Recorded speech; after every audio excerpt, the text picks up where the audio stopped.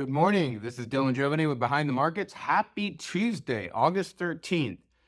Today I want to talk about an area that doesn't get enough real conversation, really. I want to talk about this guy, Palmer Luckey. What a great name. His name is Palmer Luckey.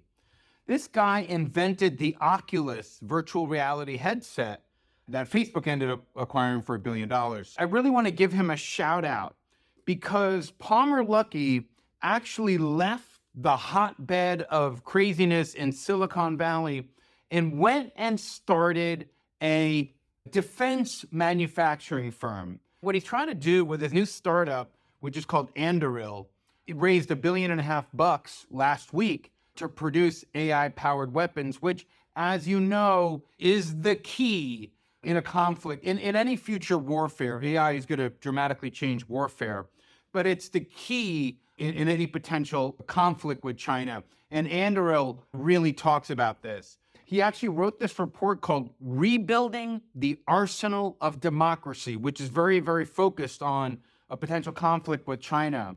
And in the report, it says years of war games suggest the U.S. military would run out of weapons in less than 1 week of war with China.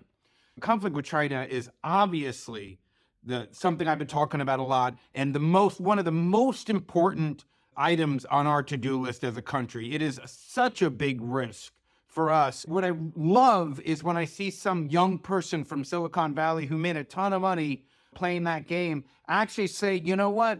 I was able to make this money because we have the greatest country in the world, the United States. And I want to help protect and defend the United States, this system of freedom that we have, and capitalism, and our interests. And, we've read about a lot over the past years, a lot of these Silicon Valley engineers, let's say Google or Facebook, whatever, they have actually rebelled at doing anything that helps the U.S. military, the Pentagon, which is shocking to me. It was shocking to me. I mean, that's how infected they have been with this, really woke America is the oppressor, everybody else is the oppressed kind of woke mind virus narrative, that, victim perpetrator narrative that has really filtered across our college campuses and now into Silicon Valley.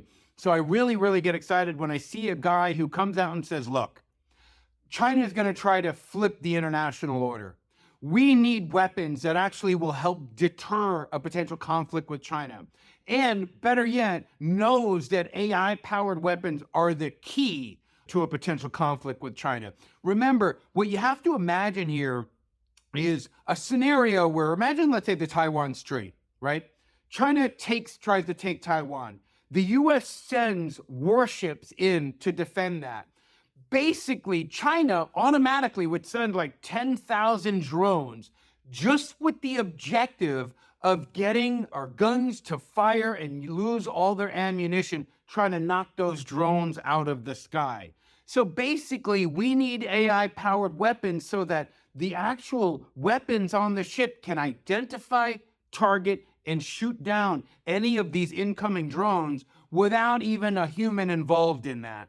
So AI warfare is actually the future of warfare. They're calling it the fourth revolution in warfare. And the country that really controls or determines, that has a lead in this, is basically going to be the country that runs things for the next 50 years. So AI warfare is a big, big theme for us. We've done special reports on this before. We've just updated one of our newest special reports. We're going to include a link in this email for you that we're sending out this video for, so you can see some of the most amazing little companies that are powering our defense establishment going forward.